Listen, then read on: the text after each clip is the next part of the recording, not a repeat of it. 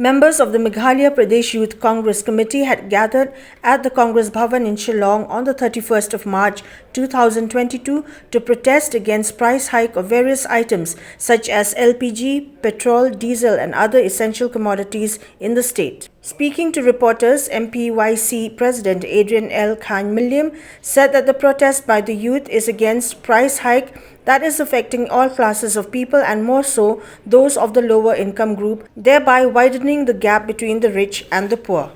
We are here to protest the rising prices of the gas, of the diesel, petrol, and also of the goods, where people such as oil and various other commodities, because we see that the rise in these prices is very much affecting especially those of lower income families. As we can see day by day that the gap between the rich and the poor is increasing.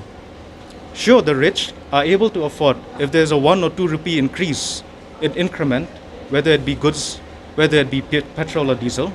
However, when you see for the people in the lower income families, we see that it affects them greatly to a large extent, because they have to think whether they want to take a vehicle to go where it's necessary for them, or they have to think about the food they have to provide for their families. Which is that we are here today to protest the rise in prices of the gas cylinders, of petrol, diesel, and also of the various commodities in the households of each and every family.